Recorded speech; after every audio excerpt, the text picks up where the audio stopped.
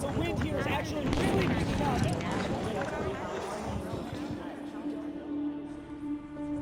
Why?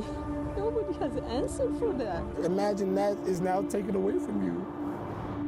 These are the faces of some of the biggest news stories in America. We want justice! Where's the compassion? They need to think about what happened. Day and night! George Floyd! Faces that over time faded from the headlines as attention turned elsewhere.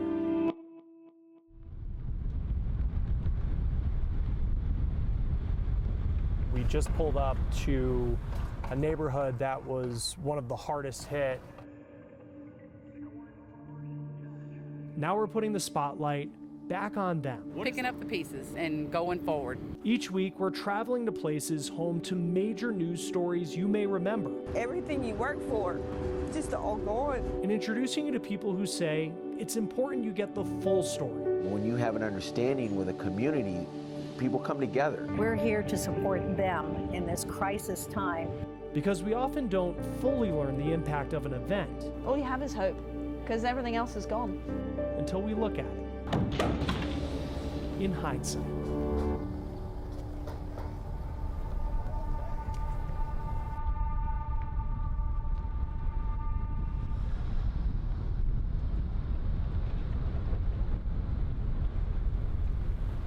We're in Superior, Colorado, which is about a half hour from Denver, and we just pulled up to a neighborhood that was one of the hardest hit from the Marshall Fire in 2021. You pull up to this neighborhood and you see a lot of homes being built, and you would think, not knowing what happened here, that this is just another new development that's being built, which is pretty common in Colorado. People may forget what made this wildfire so devastating is that it hit a suburban community. This isn't a place that's up in the mountains or a rural community far away where not a lot of people live. I mean, I actually want to show you this right here. This is a list of all the homes that were either damaged or destroyed from the Marshall Fire. More than 1,000 homes were destroyed. And this is on the Boulder County website. It's just a list that keeps going. When you think of all the people who were impacted because of the Marshall Fire. 1800, this is AMR 6. 1578 Spring Repeating, Creek all Drive on a units operate 50-year-old in a female safe who area. Do not commit if you cannot see. We are going to let the fire burn through, and we will work through the backside. If you need to move to a road and or other designated safe area, do so. Remain safe.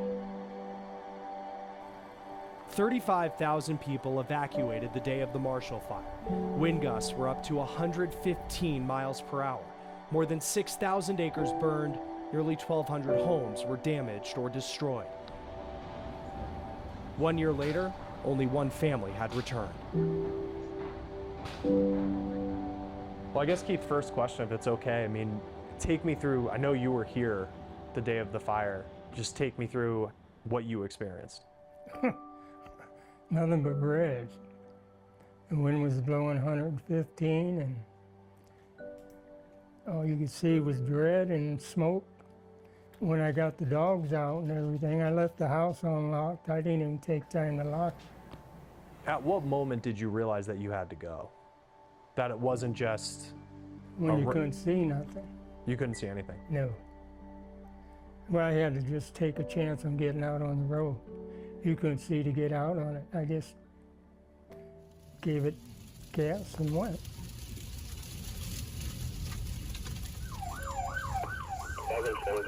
Go towards Denver! Evacuate now! Right now, it's okay. There's capacity! Move now! Leave your stuff! Go! The fire's at the back! Go!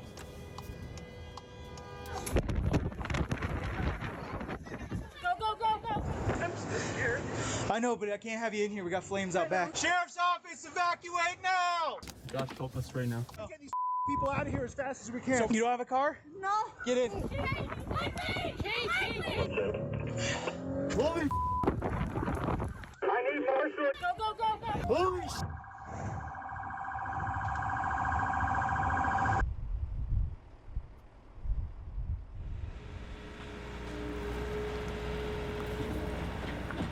Talk to me a little bit about the house that was here. It was an old mining house. It started out as, I think, like 2 rooms or something like that, and then they added on as they went, and it was half this size. So we raised 4 kids in that house, that little 700 and some square foot house. I know you lost your home in the fire, but what else did you lose? Oh, all my, well, not my memories, but all my pictures, and for the most part, you know, we lost everything. We just lost everything.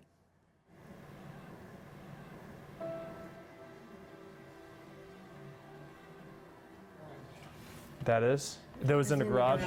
There was a garage out But back? it's always been in a garage. It was right. Always was. I had a 24 by 40 garage. What kind of car is that? 57 Ford. 57 Ford, wow. When did you get it? Oh, 15 years ago. 15 years ago, something Oh, wow. like that, yeah. I just can't imagine like coming back and seeing, you know, the lot and your home, and I know it was small, but it meant a lot. It was still home. It was still home. Did you think that you would get to this point where you're sitting, No, you know, in that new home? no. How long did it feel to get to where we are now? Well, we've only been in it for 2 months. Yeah, so it's still new. It's still new.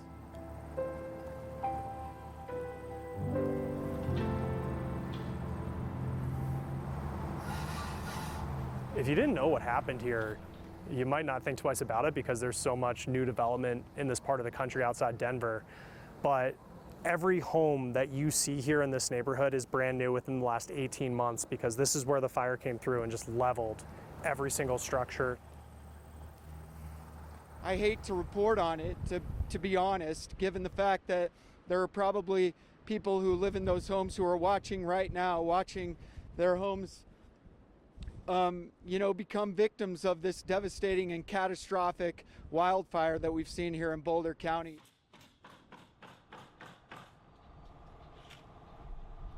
We're in this neighborhood now and all these homes are being rebuilt. I mean, this was totally lost.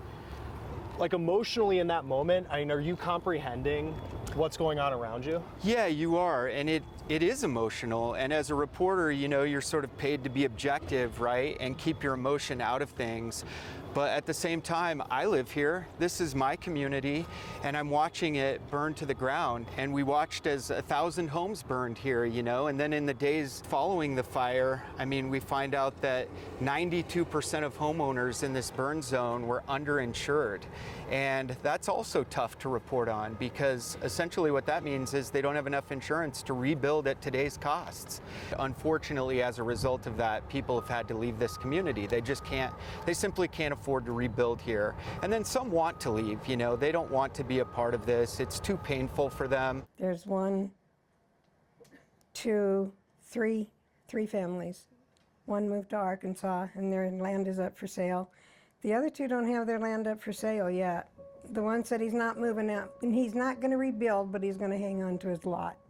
But then there are others like Della and Keith Gibson who live right here, and their resilience is amazing. It's this older couple, they're in their 70s and 80s, and they found a way to rebuild. They wanted to be here because they raised their kids here, and they want to grow old and die here. And so they found a way to rebuild, and they're back in their home just as of a couple months ago. So that's amazing, the resilience, but also there's still a lot of pain here as well.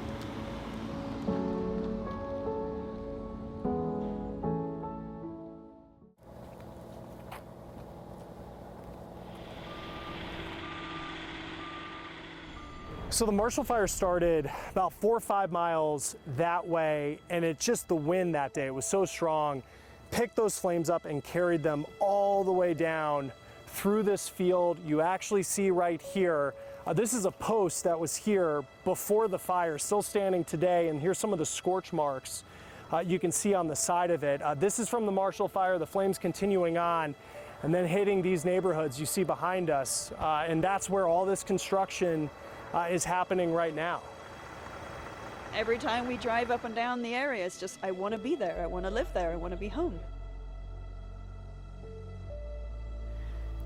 My name is Mel Glover, and I am rebuilding my home after the Marshall Fire.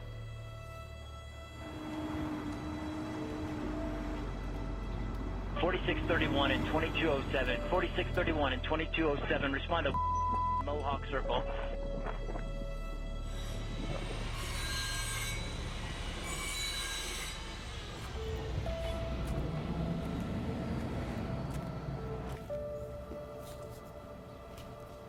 Stairs. The way this fire came in, my husband describes it as being like an evil demon. I was trying to drive home. I got stuck on 36 in tail-to-tail traffic, total traffic jam, couldn't move. My family was screaming, and I could hear my children screaming and my husband shouting, and I hung up the phone on the car because I just couldn't listen to it any longer. The house was filled with smoke and on fire from 12:15 to 12:35 when they were rescued. And the whole neighborhood of 171 houses burned down in 2 hours.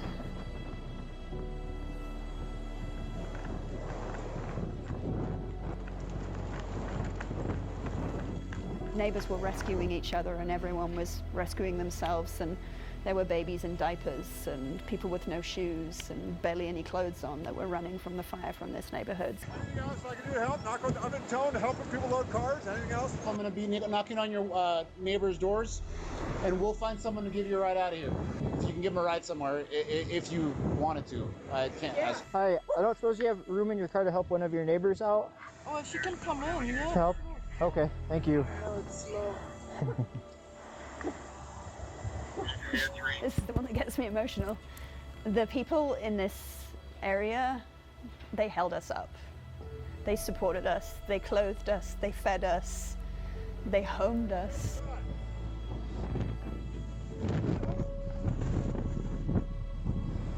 It's a very tight-knit community. People are looking out for each other, sharing information. And I actually think that across the entire Marshall Fire, this neighborhood is how we've been able to get to where we are.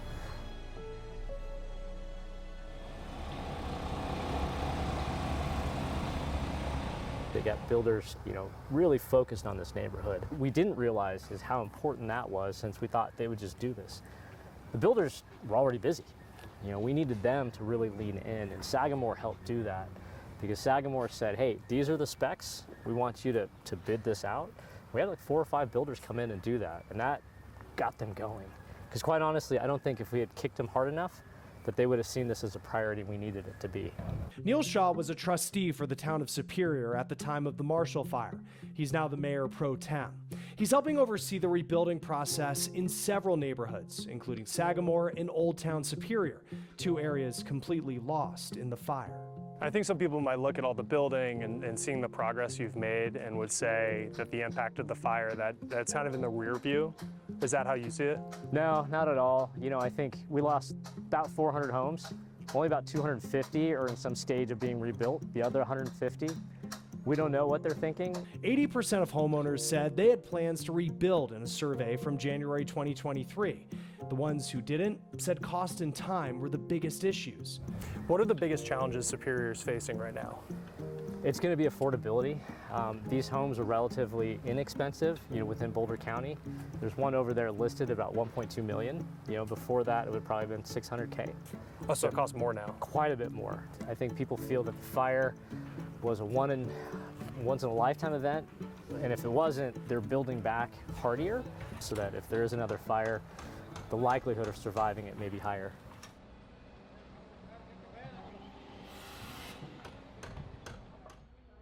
We're trying to create something that's safe. When we were first allowed back to the property after the fire, which was totally shocking, you could never be prepared for the scene that was here. Total obliteration. Everything was just gone. I walked up to what was my front porch, and there were pyramids of dirt sitting on my front porch. The pot had totally burned, but there were these pyramids of dirt, and I thought to myself, that didn't burn. I need to build a house out of this. And I was driving down 93. I saw this sign that said Colorado Earth, and I thought, what is that? And I actually pulled over on the side of the road and Googled it immediately, and I was like, oh, it's earth block homes. This was the one that really sat for me because it was made of dirt and the dirt didn't burn. We wanted something that wouldn't burn, because if something like this happens again, we want to have more time. And now I get to see the shape of the house now. It's bigger than I thought.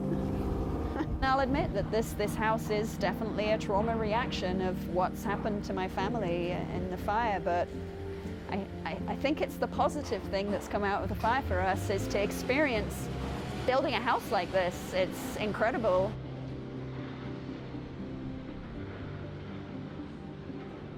Do you worry that Superior, especially with there's so many new homes being built, and I know they're more expensive than the ones that were here before, that will you miss the old neighborhood before the fire, even though you're in obviously a beautiful home now?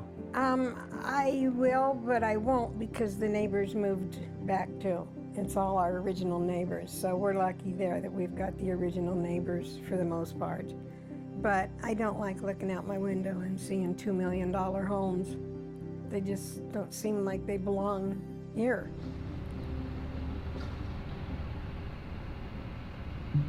What do we know about how this fire started? So the Sheriff's Department, the Boulder County Sheriff's Department came out with 2 separate causes earlier this year. One is a fire that was smoldering for about a week on an old ranch, the 12 Tribes Ranch, and it was kicked up by the wind that day. They say the winds were hurricane force that day. And so it was that fire, and then also an XL equipment failure or line down. We're really not sure, and neither is the Sheriff's Department, but they believe XL Energy, which is the main utility in the state of Colorado, they provide power to most of Coloradans. Their lines caused the fire as well. In fact, there's a text as part of the investigation from a lineman that says, hey, I think one of our lines caused this fire, and that was sent that day. I know there's some lawsuits that are playing out. What are we learning through those lawsuits about who potentially could be held responsible for the start of this fire? Yes, I think the lawsuits are interesting because the main one is a mass action lawsuit. You usually hear of class action lawsuits. A class action lawsuit pays out plaintiffs in a lump sum, and they each get a portion of that.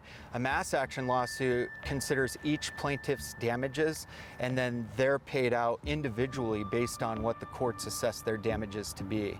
XL Energy has come back and said, we don't have enough insurance to cover the hundreds of millions that it will cost if if the courts rule against us. But that's what's happening right now is there are multiple lawsuits, and most of them are targeting XL for this fire. The Marshall Fire and other natural disasters are changing the way we insure our homes.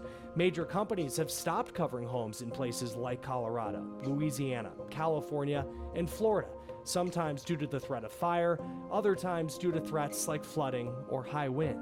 This is a master bedroom. Even those with insurance are not guaranteed peace of mind. The Gibson family didn't move into their new home until 15 months after the day they escaped the fire. Insurance may cover some things, but there's always like a cost. I mean, has it been like financially difficult getting back to where, like how much coverage did you have? With everything, had enough to pay for the house. But the rest of it, there's supposed to be money out there, but it's sure hard to get. You fill out forms and fill out forms and fill out forms, and we still haven't gotten some of it. We haven't had as much trouble as some people have, but we've got 2 kids that won't take no for an answer.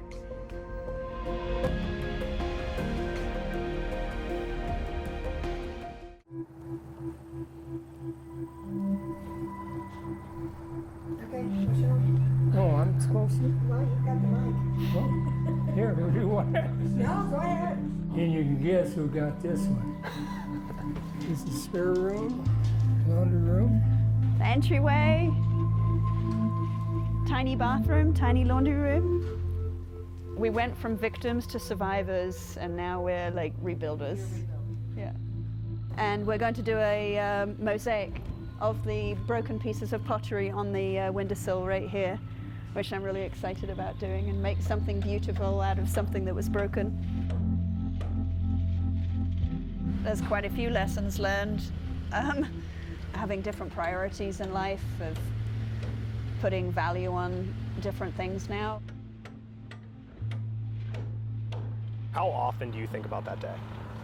Oh, I think about it often. It's like I said, we're part of this community too. And I remember my family and friends, I must have had, 30 texts every hour saying, be safe out there, we're watching you. We appreciate the work you're doing.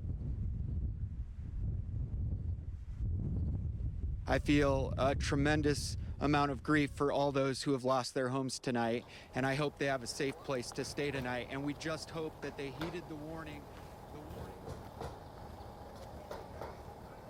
What's amazing about this fire is only 2 people died, which is tragic, but it's also amazing that that many people got out alive when you think about 1,000 plus homes that burned to the ground. But the reason why we continue to report on this and the reason why it's important is because these folks matter, and their pain matters, and their financial hardship matters, and the accountability of the ones who are responsible for this also matters. So in hindsight, I would say that you're not alone, that there's always someone that's gone through what you're going through.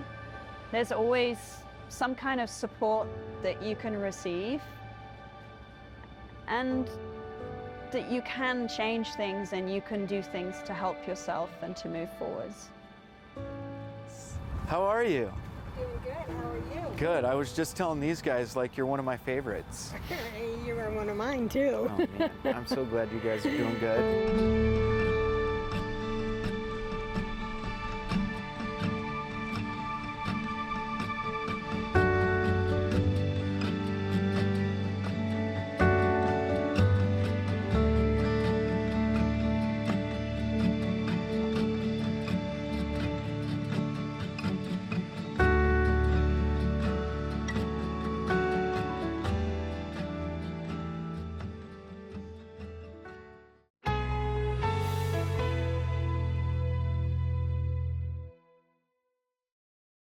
Lots of people under evacuation orders.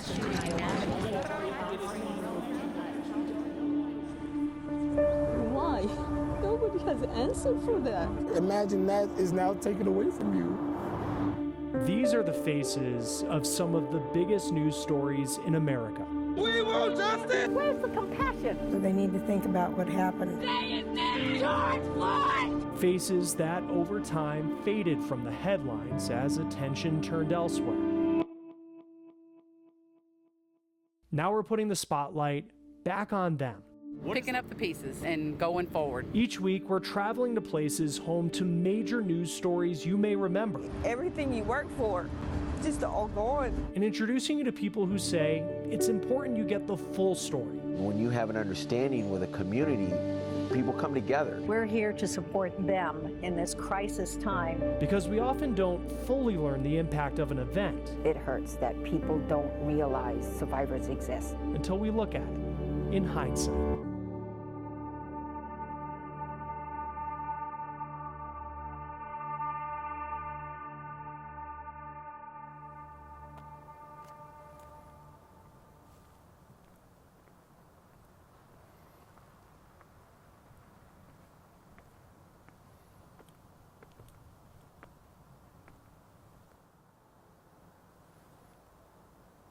What's the name of this club that's on fire?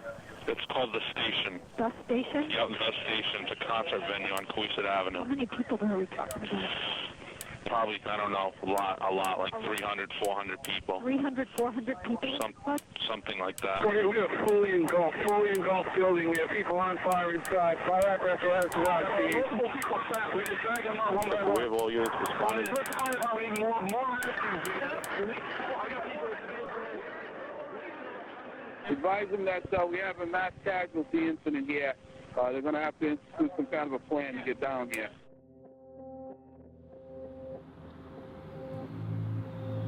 Thank you so much for meeting with us, and I know it's not easy to tell this story, and I know you do it a lot, but I do, and it's important. It's not easy. I do it because it's important, because they can never be forgotten. They just cannot.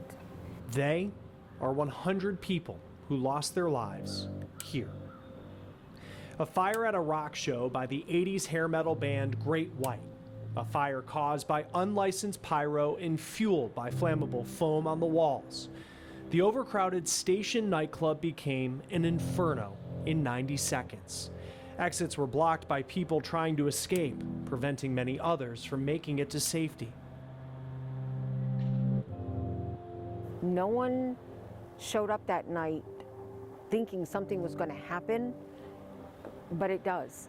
Gina Russo is one of the survivors. I have 3rd and 4th degree burn injuries. Spent 11 weeks in a medically induced coma, 4.5 months in a hospital. When I woke up at 11 weeks, it's like the 12th week, they told me that my fiance that I was with the night of the fire passed. He never made it out of the building.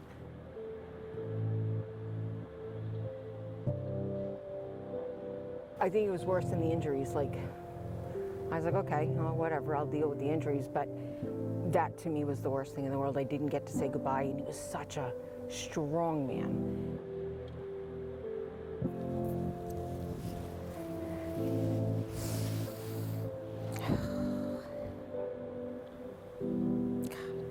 Larger than life. It's just crazy, you know?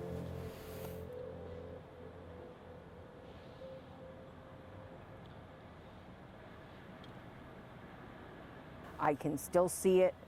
Every day, if I think about it, I see it. I see that stage. I see Fred and I trying to get out. Just total chaos. But my memory stops of the inside from when I got to the main door. When the bouncer wouldn't let us out at fire exit, Fred and I tried to make our way to the front door, the only other door we knew of. I just remember looking back. Fred had pushed me, and I remember hearing him scream, "Go." And when I turned around to try to find him, people were just running for the door. People were on fire. And I made it to the front door, but bodies had already started to pile up in the doorway. My breaths were getting shorter. And I just remember thinking, this is it. Like, this is where I'm gonna die. And I just remember saying to God, please let my kids have a good life and let them forgive me for dying in this place.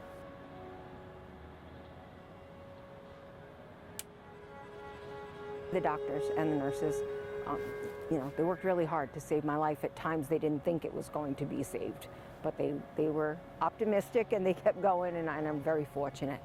And I would not be alive if it wasn't for them. I really wouldn't. They used an experimental machine on my lungs.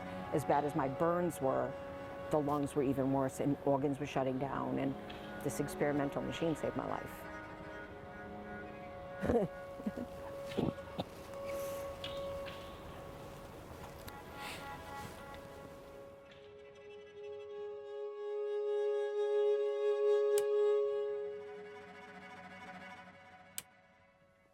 Good, right there, perfect.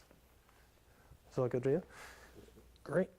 How common is it that a band would use the type of pyrotechnics today that the band did at the station fire back in 2003? Among first-tier bands, if you go to a stadium concert where KISS is performing, you're going to see plenty of pyro, and it's great. It adds to the show. It's been cleared with the local fire marshal. They've gotten a permit. That permit requires people in the wings with fire extinguishers. It requires that they run their whole show plot to get the permit, so it's run right. And that night at the station fire, those parameters you're talking about for a big name show that would have pyrotechnics, that was not there? Oh, absolutely not. John Barelick practiced law for decades in the state of Rhode Island. He was a lead attorney for several wrongful death and personal injury cases connected to the station fire. In 2012, he wrote a book about that night and what went wrong. I think it was immediately apparent after the fire that it was the result of many, many missteps. It was hard to deny that you saw it on film. The pyrotechnics lit the foam immediately caught the building on fire, and from there it was a very short time that people had to escape.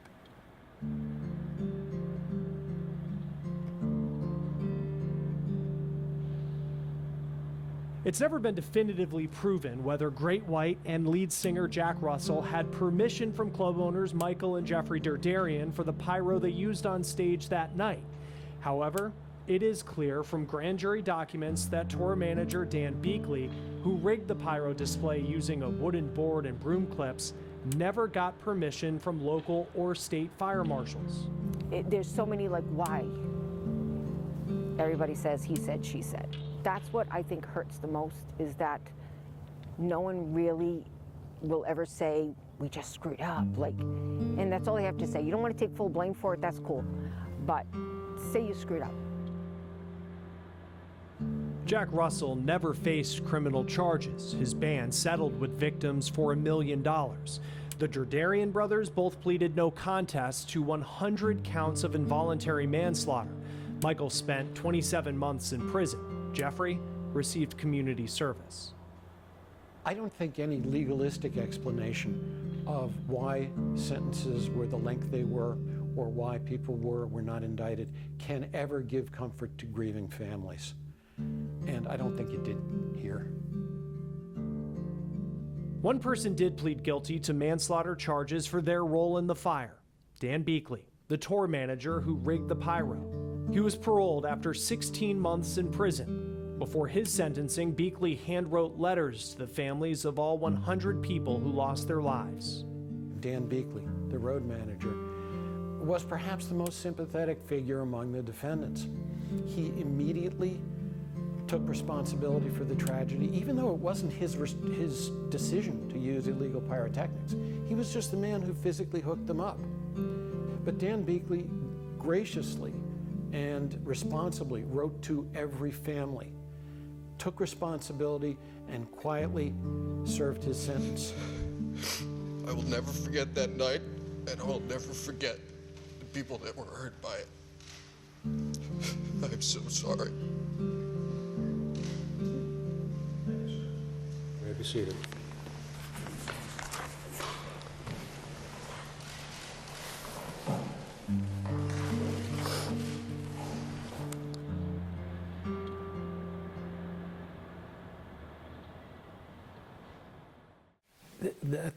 The testing outfit said, you know, we've been testing substances for like 30 years, and of all the stuff people have been dumb enough to line rooms with, this was the most violently flammable substance that you could ever consider putting in there. That's just 23 seconds in.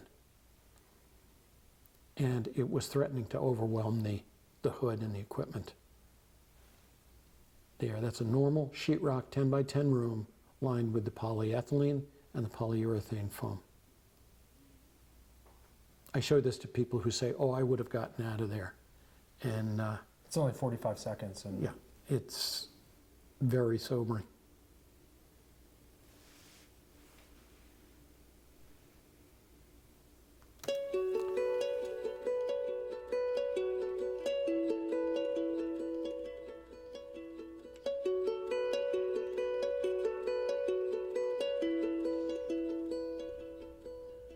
Grand jury testimony in the aftermath of the station nightclub fire would show that Michael and Jeffrey Derderian lined the club's walls with more than 900 square feet of polyurethane foam.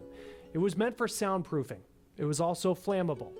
Some of it was installed directly on top of polyethylene foam, creating a potent mix. But records show that the foam was not flagged during inspections in 2000, 2001, or 2002. What we came to learn was that if you shoot sparks from pyrotechnics at this type of foam, the polyurethane, it will ignite, but it will use up most of its energy in about a minute. If you shoot those sparks against the polyethylene, it will not ignite. But if you glue one to the other, one is the perfect kindling for the second. And once the second gets involved, there is no putting it out. It is really generic, cheap packing foam that the Derderians put up on the walls. Which was illegal? Yes. Fire codes vary from state to state. In 2003 and still today, Rhode Island code requires any decorative or acoustic material on nightclub walls to be flame resistant. West Warwick's fire inspector at the time, Dennis LaRoque, would eventually testify that he did not see the polyurethane foam on the walls when he visited the station nightclub. It was possible, I can't speak for the inspector, but if you're doing an inspection, you might not have an understanding of the dangers of that foam. Donald Bliss, the president of the National Association of State Fire Marshals at the time of the station nightclub fire, told us lessons from that night have been incorporated into trainings today. And to make sure that if you see something like that, you get some type of certificate of compliance to show that this was truly fire retardant acoustic foam versus ordinary insulation foam that may not be fire retardant.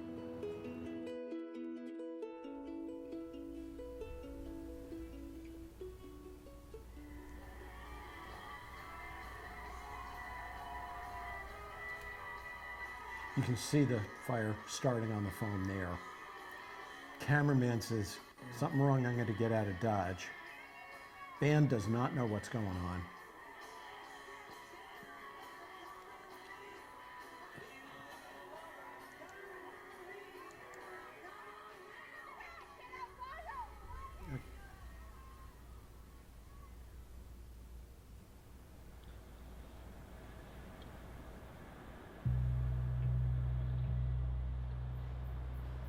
One of the things that has come out of this fire is greater attention to the training and certification of fire inspectors and fire marshals. Bliss told us there are tougher rules surrounding pyrotechnics today and more emphasis on crowd management, especially in larger venues. But he also said the lack of a standard nationwide fire code can leave some communities vulnerable. There's still the possibility that in a smaller venue, in a jurisdiction that does not do strict enforcement, that there may be times when an unlicensed or unqualified individual is using pyrotechnics for a musical performance or theatrical performance.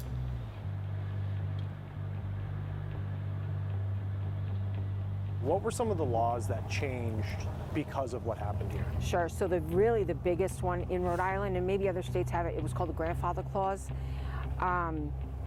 Buildings over a certain age did not have to have sprinklers, and this was one of them. In terms of whether the sprinklers would have saved lives in this situation, undoubtedly. There were tests done by the National Institute of Standards and Technology after this fire to recreate that scenario, and they showed that the fire sprinklers would have kept the fire in check long enough for folks to evacuate. There would have been some injuries, and it was small and it was so overcrowded. It was body to body. And then when people are in that fight or flight mode, it's just chaos. It was total, it looked like a stampede. It looked like something you'd see on National Geographic. That's what I see rushing towards that door. Rhode Island's current formula for venue capacity mandates 7 square feet of space for every one person on a dance floor. But records show the station nightclubs had permits for one person every 5 square feet, 404 people total. On the night of the fire, it was even more crowded. 462 people packed the club, according to post-fire analysis. And that's the density it would have been with 404. But it wouldn't have looked like that at the concert because there are no sight lines from back here. Really, it would have looked like that. Wow. And you can imagine if you found yourself in the middle of that crowd and wanted to get out, you're at the mercy of everyone on either side of you. Are there still concerns you have today about what started the station fire that might still exist in other places? Of course. It's not limited to setting off fireworks indoors. Many a time I will walk into a venue now and look for the exits and turn around and leave. I think consciousness of the station nightclub fire has changed behaviors, both among club owners and performing acts, as well as concert goers. I look to see, is there a sprinkler system and where's the second way out? And that's a challenge because in the nightclub fire, station nightclub fire, everybody tended to migrate toward the exit that they came in through. And that's just human nature. Pay attention to where those secondary exits are. The first time I ever saw pyro again in a building was at PPAC, Providence Performing Arts. And we were told that they were not doing pyro. And the second half of the show, the pyro went up. Oh my God, it was a nightmare. And I was with 4 of the survivors. And we were ready to bolt out of the building. And again, someone saw us and like, there's a big water tank hanging over the stage. It's safe, it's safe. But it's a fair. And if I'm not comfortable in a place, the first thing I do is look for the exits and look for fire sprinklers. And nothing's worth it to me anymore. I don't care how good the food is, or it doesn't matter to me. It's not safe, I'm out.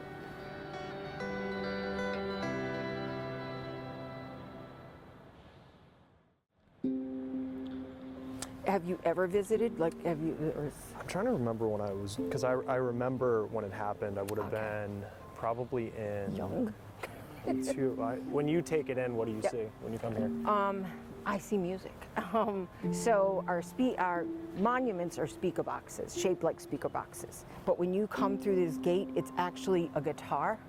Oh, wow. It kind of flares out, like if you could see it from an aerial view, it kind of flares out like a guitar would. That walkway is, a lot of it's dedicated to the churches that were involved. And then the families all bought bricks throughout that walkway over there. But this is Fred's monument. Such a great guy. How'd you meet? On a dating website. I was at work one day and a friend said, that's enough, you've been divorced for a long time now, time to meet someone. And she helped me put a profile together. I'm not a techie person, so she helped. And I went on a couple of really bad dates and was going to go and take it off, the profile off there. And I saw him on there with his 2 kids and I'm like, well, he looks interesting. So we started chit-chatting and within like 4 days, I think we met. You're really ahead of the curve with the online dating. Yeah. It was called Hip Dates. I don't think it's around anymore. I did meet someone 16 years ago, and we've been married actually 15 years. And I believe that Fred helped me pick him because I used to dream about him all the time. I would go out and someone would talk to me and Fred would be like, nope, not that person. I will let you know when. Never dreamt of him again. How do you... Yeah. That's a nice truck, though. I was like, oh, that sounds great. It's like my son's former truck, actually. You know, you look at yourself every day. I look like this, but it's not really what I look like. I have 3rd and 4th degree burns over 40% of my body. I wear a wig. My head was badly burned. It took a long time for me to get comfortable with this is the new me. And I certainly was not I was a homebody kind of person. I wasn't a vain person, but I was still a woman and I loved my hair and so all of this stuff was different.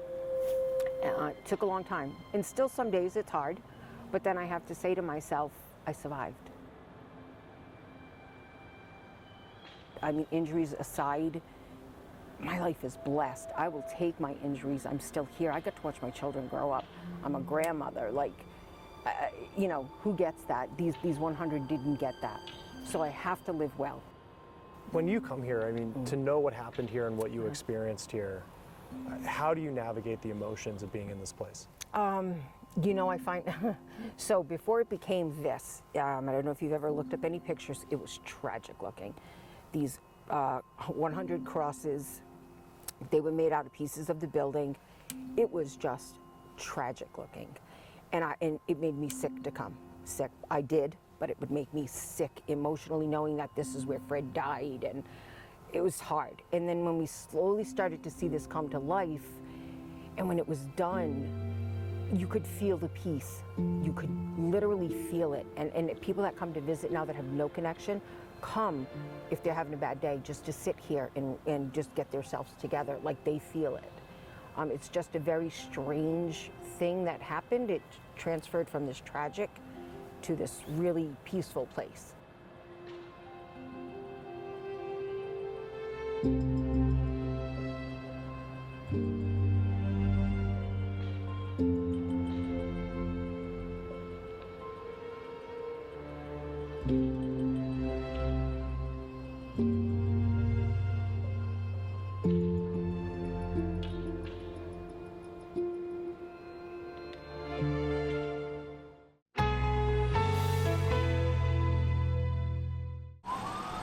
The wind here is actually really picking up.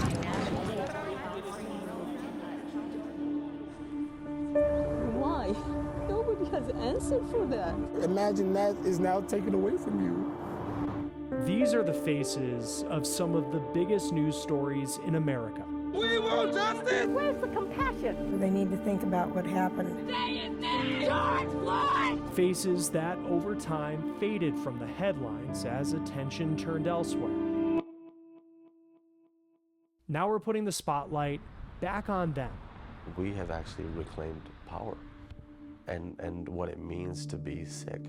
Each week, we're traveling to places home to major news stories you may remember. Everything you work for, just all gone. And introducing you to people who say it's important you get the full story. When you have an understanding with a community, people come together. We're here to support them in this crisis time. Because we often don't fully learn the impact of an event. I wanted to say, no, that's not going to represent the America that I grew up in and that I knew. Until we look at it in hindsight.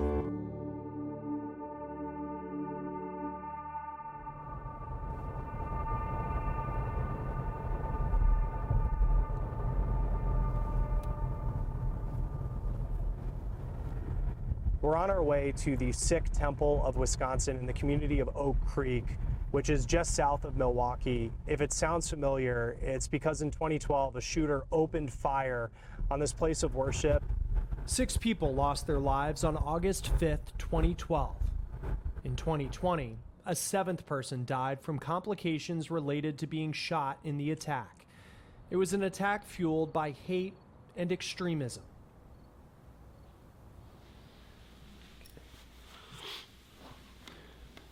Good. Perfect. Where were you when it happened?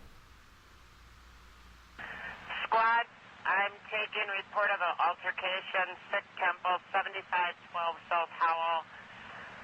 Need an ambulance. I do not see a shooter anywhere. I don't know who shot, but there are like many people have been shot. I have a victim down in the front yard, and they're still hearing shots. If we could get any further description, if there's an additional shooter. He shot first 2 people. One subject is down. They are locked inside. The people, those got hurt or they are still lying on the floor. Dispatch, I have people coming out of the church asking for a request. It's just inside the church. I don't know anything. My kids are inside. What inside me? Very much fighting and very present on the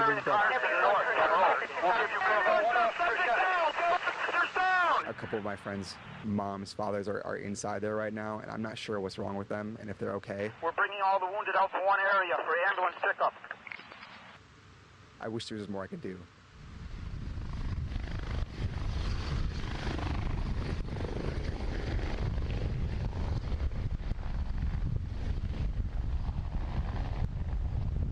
Pardeep Kaleka is a leader in the Sikh community in Wisconsin. On the day of the shooting, he was preparing to go to worship. So when it was happening, we were right down the street.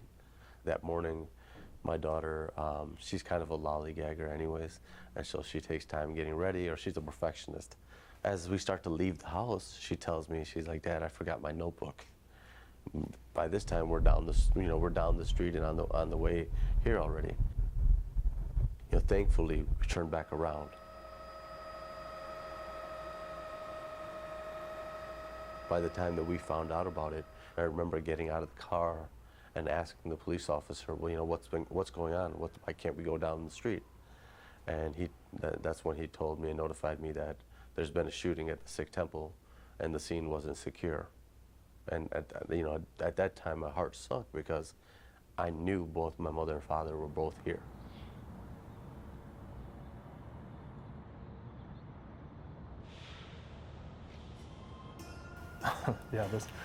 This is just. Right. Oh, thank you so much. I'm gonna mess your hair up just for a little bit. No, it's all good. You'll be all right.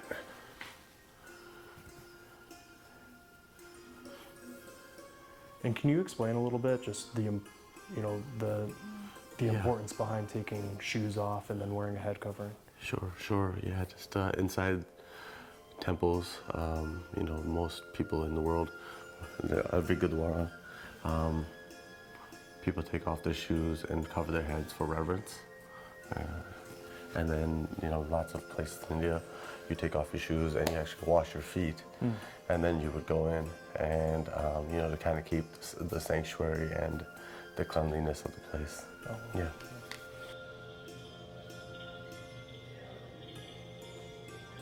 Pardeep Kaleka gave us a tour of the Sikh Temple of Wisconsin. Today you won't find many signs of what happened here more than a decade ago, unless you look closely. So he was basically shooting from back here. He was in the He never went inside there. Yep. He thought that these 2 doors were locked. Okay. He didn't know they were just open and they closed them. So he was shooting from back here. My father was kind of in this region originally when he got word of what was going on. When Wade Page was inside the main hall, my dad was able to kind of get out here and head down the hallway.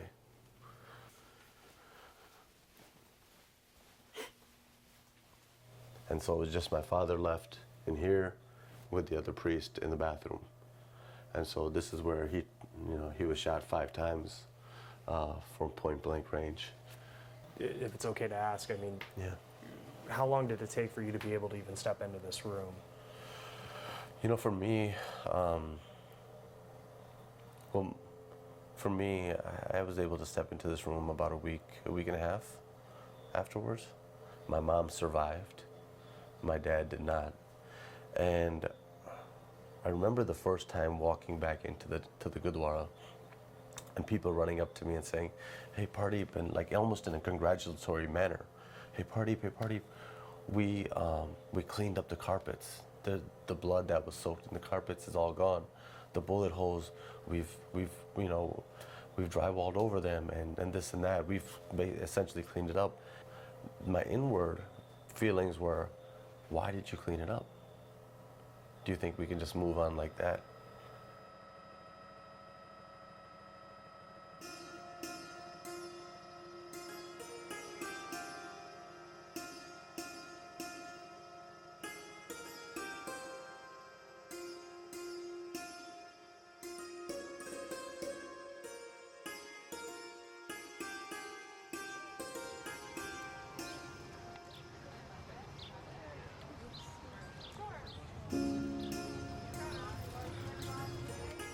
We are peace-loving people. We don't want anyone to get hurt. Neither we want our community people to be hurt. So I think we need some awareness in people that we need to respect each other's religion and be very considerate and be loving. How do you remember that day and where you were when it happened? There's a couple vivid memories that I have of that day. One of those vivid memories is my daughter running inside the house and grabbing this little red notebook, and there's just the joy on her face. And I remember thinking to myself at that time, like, just hurry up, let's go. But that day, for some reason, turning around and prioritizing my daughter and my kids is what saved our life. I nearly lost my mother. I lost my father. We were just a little bit early. I would have lost, maybe I could have lost both of my kids. And I look at my 2 children now. One, now is going off to college, and the other one is in high school. I think they know it. Right? They know that Dad changed from that day. They're much better for it. We're much better for it, but it still saddens us to our core that they can never speak with their grandfather again.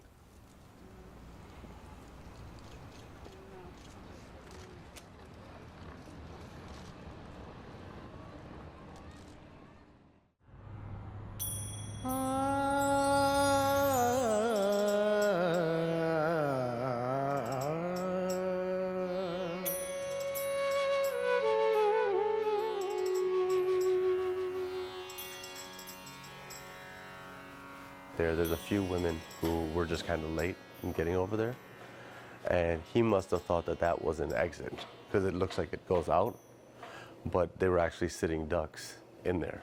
If he would have gone inside, he could have killed every one of them. My mother was one of those women that was hiding in that closet.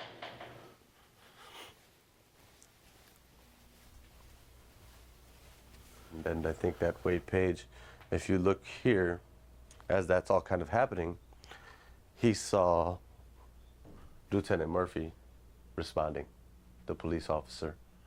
You can see him in almost a full sprint back to his truck, his pickup truck. And as he's on his way to the pickup truck, he's trying to get there, but then Lieutenant Brian Murphy pulls up and just confronts Wade Page, and they both engage in a firefight against each other. Lieutenant Brian Murphy was shot more than a dozen times. His response helped slow the gunman, who ultimately took his own life during a gunfight with police. And emotionally, I feel very good, especially with the support of my family and my wife, the Sikh community, and the city of Oak Creek. All those things have helped me to get better a lot quicker. Lieutenant Murphy received a Public Safety Officer Medal of Valor for his actions. His story inspired Sikhs nationwide. Multiple charities raised money to help with his recovery. 2 California Sikhs donated $50,000 each.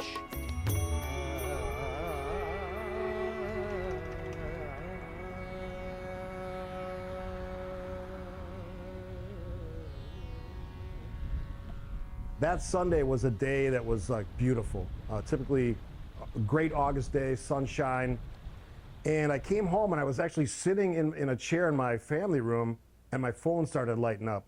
The police chief, John Edwards, who is a lifelong friend of mine, as was the fire chief, who said, yeah, there's a shooting, it's serious, and Officer Murphy's involved. Steve Scafidi was the mayor of Oak Creek on the day the Sikh temple was attacked. Do you have any, I don't know if regrets away, but I mean. Yeah, I have regrets. You do? Yeah, sure. I said one of them earlier. I should have been more diligent in meeting everyone that I was the mayor of, right?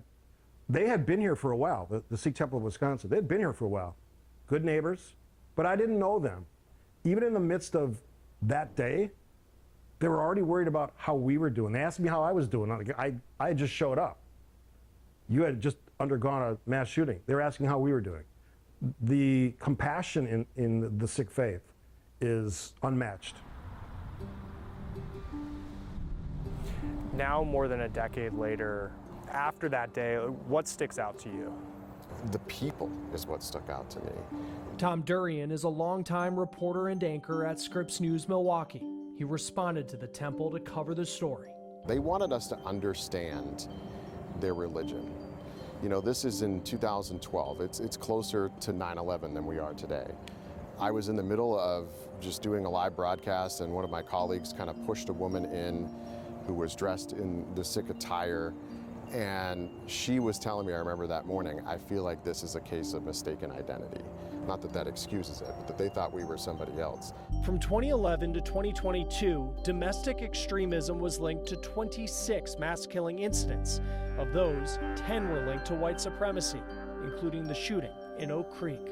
When did you find out the circumstances of it and who did it and his background? Do you remember that moment? Yeah, I was still sitting in this office watching the Twitter feed, and as I saw it, there wasn't any mention of white nationalism, but I just had this like gut feeling.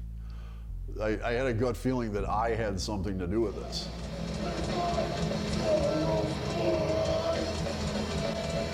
Arnold Michaelis was a Wisconsin teenager when he first joined the White Power movement. In the late 80s and early 90s, he fronted a White Power band and helped form one of the largest white supremacist groups in America.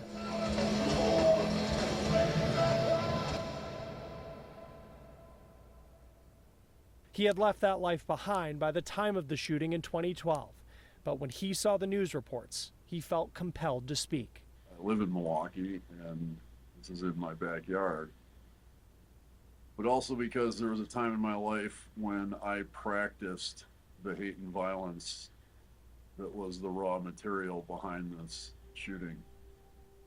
I think what's super poignant about the August 5th, 2012 shooting that happened here is that the Sikh community defied hate.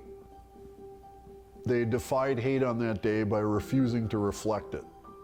And the Sikh community stood up from when the gun smoke was still in the air. The Sikh community stood up and said, that's not what we're about. And we're not gonna let hate destroy us. We're not gonna reflect this hate.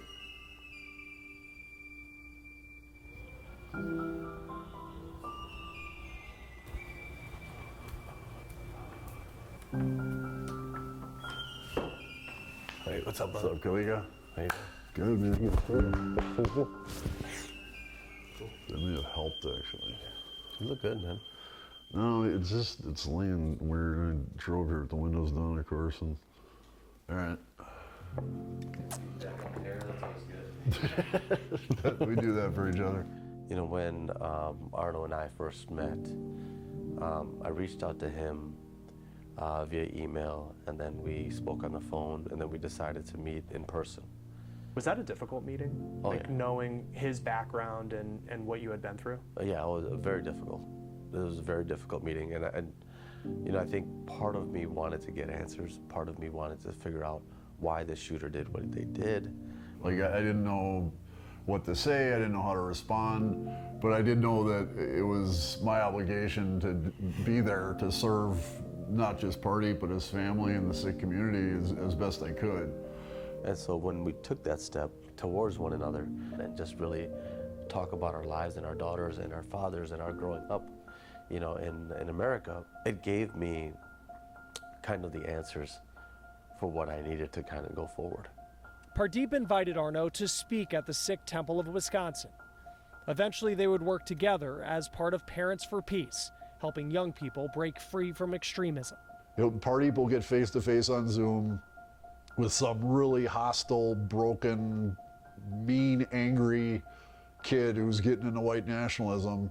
And he's, hey, I'm Pardeep, you know, I'd love to hear more about your views. And eventually Pardeep gets to a point where he's like, you know, we've been talking a long time, and I just gotta tell you, you know, I respect you and you are my friend, but I'm concerned because I got 4 kids and they all look like me. You know, and the kid's like, well, no, I would never hurt your kids, Pardeep. Okay, but what about my cousin's kids? What about all the people I pray with? And I mention all this because this applies to everyone. It doesn't apply to just violent extremists. Listen to people, especially if they don't agree with you, because you're opening up a connection for them to see somebody who doesn't think like them and to see your humanity. And that's eventually how we can change hearts and minds. Arno has been a huge part of my healing. And I called him and I said, thank you. And he's like, for what? I'm like, thank you. You've been not only, you know, my friend, my brother, but this is from a therapist, right? You've been also my therapist. And you've given me back to my family. And you've given me back to my kids. And that I don't know how I would have been able to get there without you. Thanks, dude.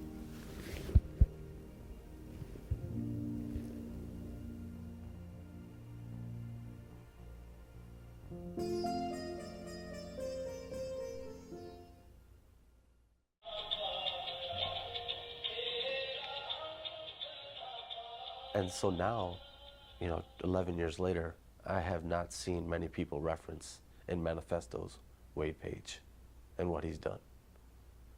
And people oftentimes ask me, why is it that you say his name? Why don't you just use shooter?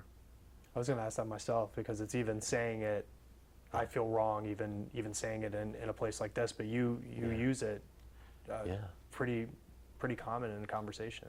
Yeah, and I think that there's a different responsibility for media to not use any of these shooters' names, to give them more, you know, I guess it's more recognition. Right? For me, it's important for our community to be able to say his name because it's a reclamation of power. The 10th anniversary, my daughter, you know, she was 6 when the shooting happened. She's 16 at this time. And when she says to me, Dad, I want to say a spoken word at the 10-year remembrance in front of everybody. And I'm going to speak to Wade Page. No title is bigger than Dad. So I want to introduce my daughter. Amherst, come save your dad up here. Did you know what the poem was going to be? Like, did you get like a pre? I kind of knew what. Screened it before it was. Yeah, I kind of knew. Yeah. But then you also kind of like worry about the delivery. And she gets up and she delivers it, and she speaks directly to the Wade Pages of the world. He took away someone's child, someone's mother, someone's father, someone's husband, someone's wife. He took away our Dada. And her last words were so succinct and clear. I do forgive you, though. You are not a monster. You are just in pain, and I wish somebody would have told you. Your anger was fueled with a gun instead. You are hurt, so you hurt people. For I am not your enemy, you are. Thank you.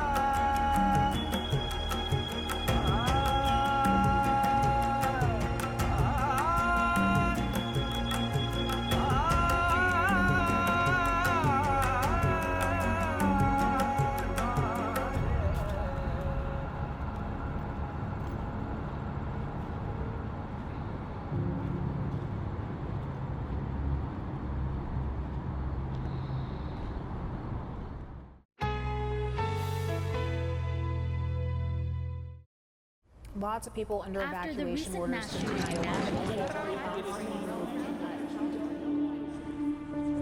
Why? Nobody has answered for that. Imagine that is now taken away from you. These are the faces of some of the biggest news stories in America. We want justice! Where's the compassion? So they need to think about what happened. George Floyd! Faces that over time faded from the headlines as attention turned elsewhere. Now we're putting the spotlight back on them. Standing across the street here in Surfside, Florida, today, nearly 3 years after the collapse, just passing by, you would never know what happened here if you didn't know what you were looking for. Each week, we're traveling to places home to major news stories you may remember. Everything you work for, just all gone. And introducing you to people who say it's important you get the full story. When you have an understanding with a community, people come together. We're here to support them in this crisis time. Because we often don't fully learn the impact of an event. Almost 3 years later, we have no answers. Until we look at it in hindsight.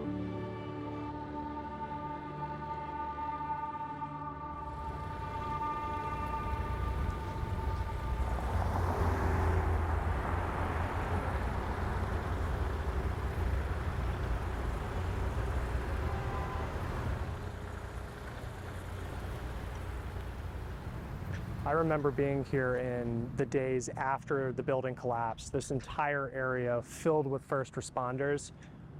Today, though, it's really quiet. You see the barrier that's around the property. You could pass it by and not know what happened here. Thursday, June 24, 2021. Sir? I'm sorry. What's going on? Tell me exactly what happened. I don't know. There's a lot of smoke going on. I can't see right now. You see smoke? Get out of here. Thursday, June 24. No, Mom, relax. Relax. Take a deep breath.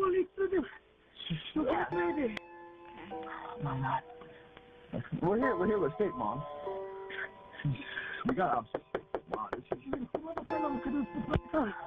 Mom, relax. Take a deep breath. Look at that smoke. Mom. Jesus! It's earthquake outside! Earthquake! You gotta open up. Hurry up. Thursday, June 24. You can get electrocuted. Go back to our apartment. At least our apartment is safe. I think they're here. We can't see a thing. It's all smoke here. Thursday, June 24. No, a building. You need to find your closest stairs. 0128 and 23 seconds. Thursday, June 20, Thursday, 24, 24,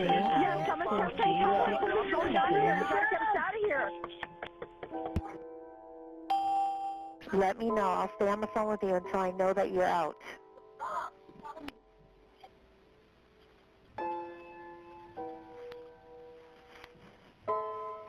I'm still here with you, okay?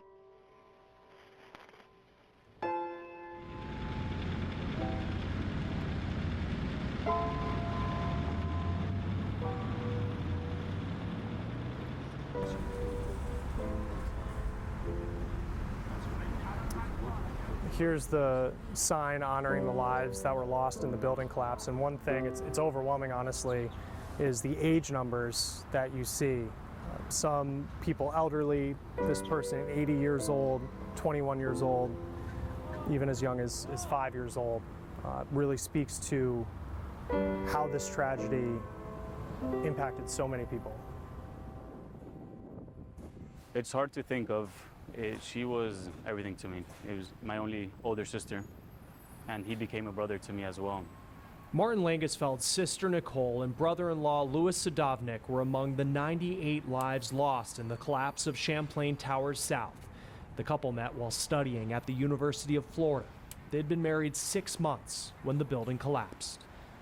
And growing up with Nikki, for those who have siblings, they know you fight for very dumb things, and it's just brotherly love. At the end of the day, that person is the person you call when you're fighting with your parents, when you need answers, and if they're your older siblings, you trust them with everything. It wasn't just her, it was her husband as well that would have given her life for her, and they were taken together. Their dog. The fact of the matter is, this just shouldn't have happened. I shouldn't have to stand here and remember growing up and playing soccer with her and remember the runs and the marathons we used to do. I shouldn't need to do that.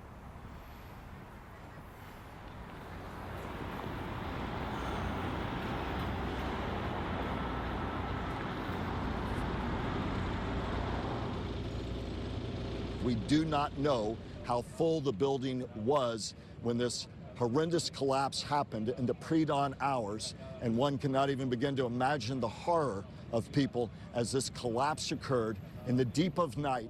Scripps News West Palm Beach anchor Michael Williams has covered the stories impacting South Florida for parts of 5 decades. I covered 9/11.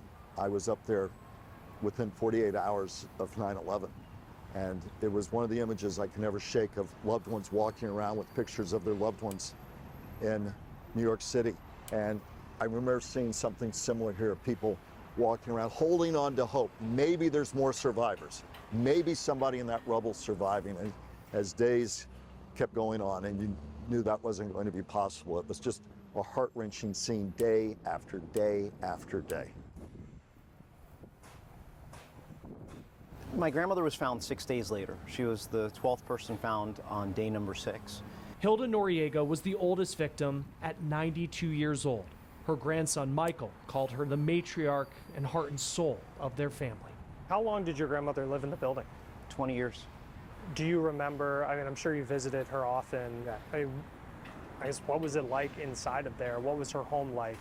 What do you remember about it? She was always cooking. She was, you know, Miami's abuela. She was a Cuban grandmother that took so much pleasure in just cooking for her family, cooking for her grandkids. I stand by the fact that this shouldn't have happened.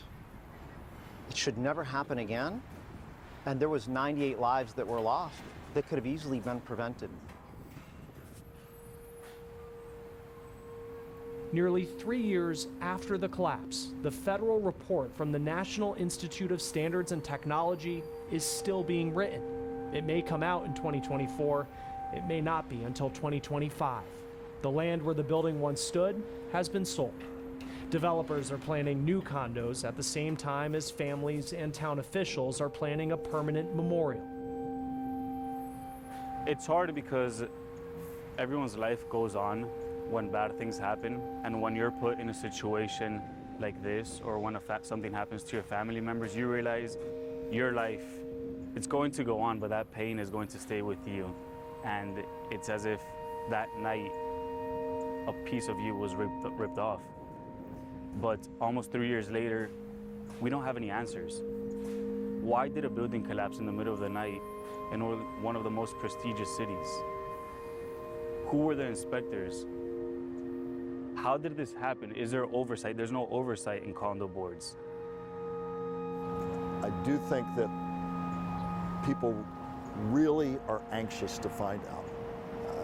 There's no closure, but people, many of them, desperately want to see the ultimate final report on what a federal group of experts, some of the best in the world, have to ultimately say about what caused this, and then hope that that will lead to even more change to make sure it doesn't happen again.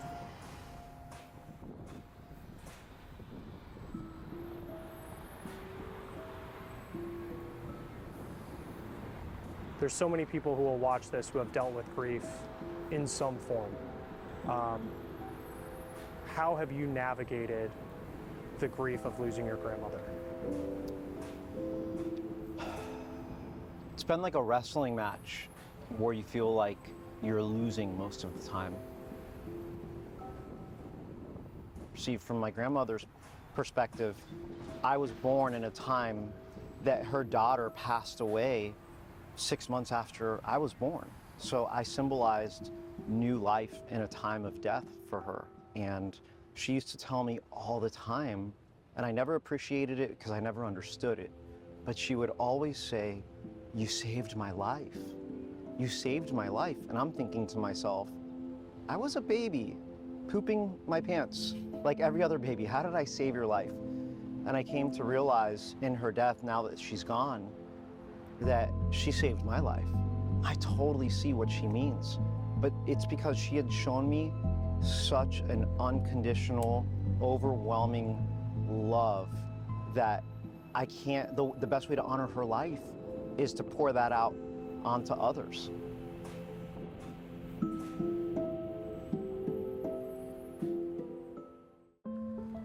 And there were 2 towers. Did the second one? The second one is that one with the blue balconies over there.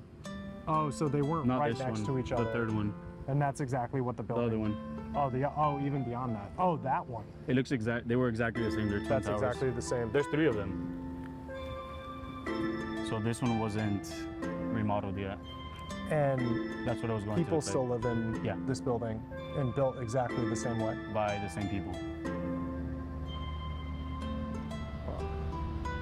Exactly the same. The condo collapse in Surfside, Florida is in many ways an unprecedented event in U.S. history. It created doubt for both people living in Florida and for people in similar high-rises across the country. It was really one of those circumstances where you say, I've never seen anything like this. Buildings that collapse for no apparent reason. There's no hurricane, there's no wind force, there's no huge snowstorm, there's no blast, there's no identifiable outward agent. Buildings just don't collapse like that. Dennis Hector is part of the faculty at the University of Miami's School of Architecture. He's considered an expert on hazard mitigation building codes. It's an L-shaped building, and one leg of the L starts to collapse and appears to collapse from the bottom up. So you see the top portion of the building staying whole and just collapsing down on top of the lower one. And the end cap, the end of the building, stood for, I don't know, 5-10 seconds, and then that collapses. That those aspects of the building, stairs, elevators, the continuous vertical solid pieces of the building, they did their job. I mean, in one case they kept one leg of the building up, and in the other case it was resisted for a while.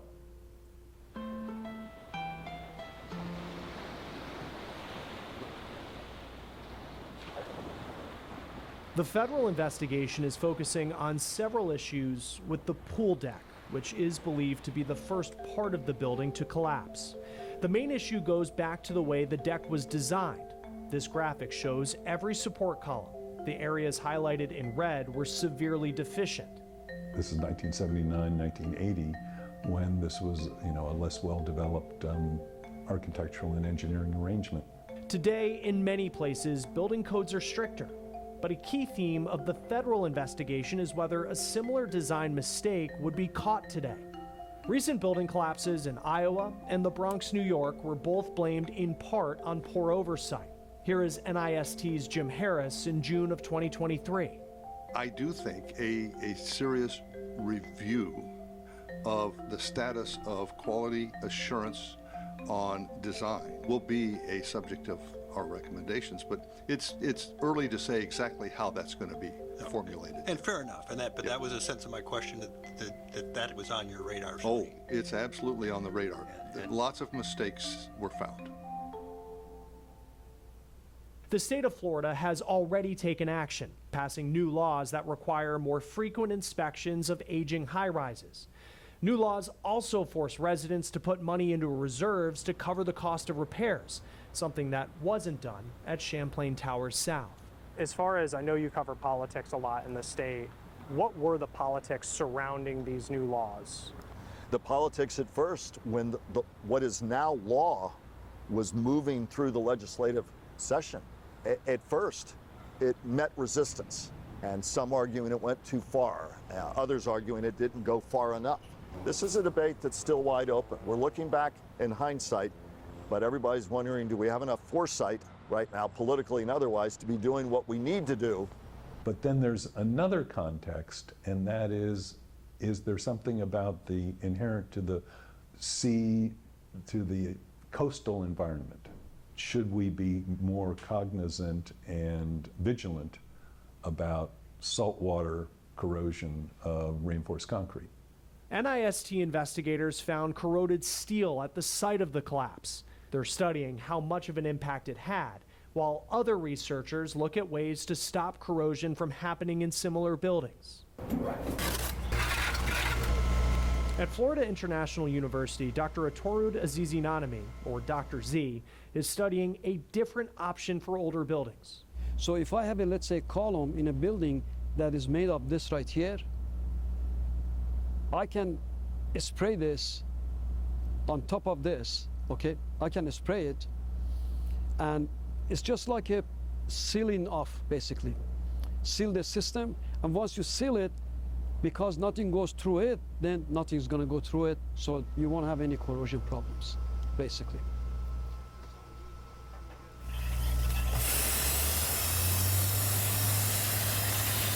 FIU researchers use a hose to spray the ultra-high performance concrete where it's needed. It's only been available in the U.S. since the year 2000. The material is now being used in some DOT projects, including bridge rehab, but Dr. Z believes more can be done. We can seal off, let's say, the columns in the basement where they are prone to the corrosion, for example, let's say. You got to do that. You got to do that. Be proactive. The cost of being proactive is much smaller than if a disaster happened and you try to go and fix something.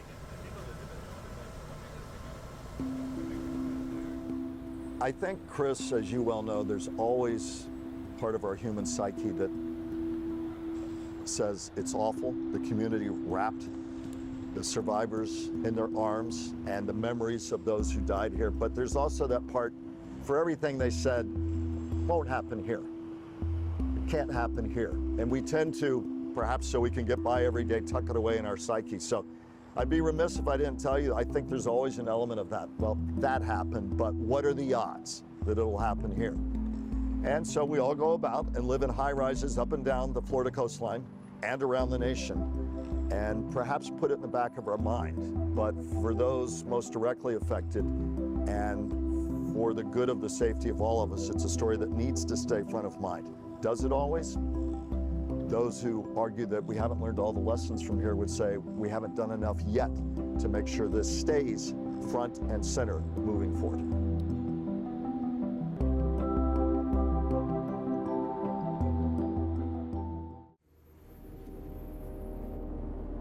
How do you keep it together?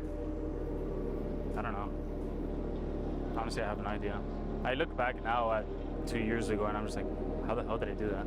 Even now, I'll look back and driving home and I'll say, how am I even doing this? I don't know. In many ways, I'm sure there are times that you wish that there wasn't so many people calling you for this issue. The day after the collapse, well, the morning of, I started getting, every family member started getting a lot of calls from reporters. The cameras, there were thousands of cameras, helicopters, drones, everything you can imagine was there. And very quickly I realized I can scream and 100 people can listen to me, or I can speak to a reporter on a camera where it can reach international exposure. And I also realized very quickly, people grieve differently. And it's hard to speak on this topic. It's hard to stand here right in front of where my family was killed. But someone has to do it. Nearly 3 years after the collapse at Champlain Towers South, Martin Langesfeld is pushing for a permanent memorial to the victims. City leaders have promised to build one on 88th Street next to the site of the collapse. But the process has been slow. What do you hope that memorial looks like? A place where you can go and remember not only your loved ones, but a place where people from out of town can come and realize what happened here. A place where you can go remember what you lost that night and why you lost it. Trying to think back at the memories, it's still hard over 2 years later to accept the fact that she was taken. Just someone that was always there for anyone. So just whatever you're feeling, to those who did lose loved ones in any way, it's okay to feel that. And it's okay. They're going to judge you anyways for when time goes on and they say it's time to move on, life goes on. But yours doesn't, yours stops, and it's okay. That's one thing I had to learn. And even after you've covered so much in your career, I mean, this is a story that sticks with you.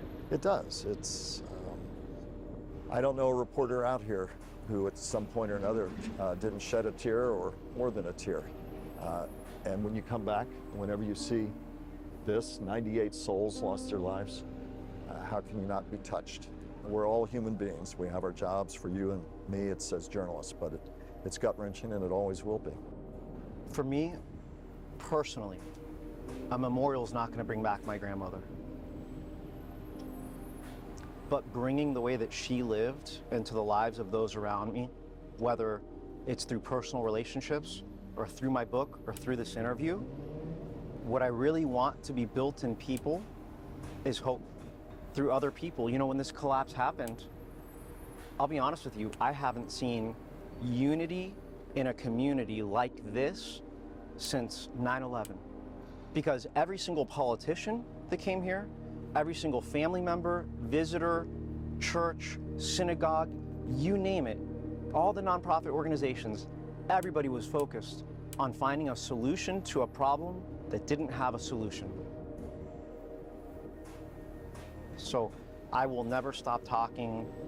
Maybe there will come a point where I talk way less about the way that she passed away, but I'll never stop talking about the way that she lived.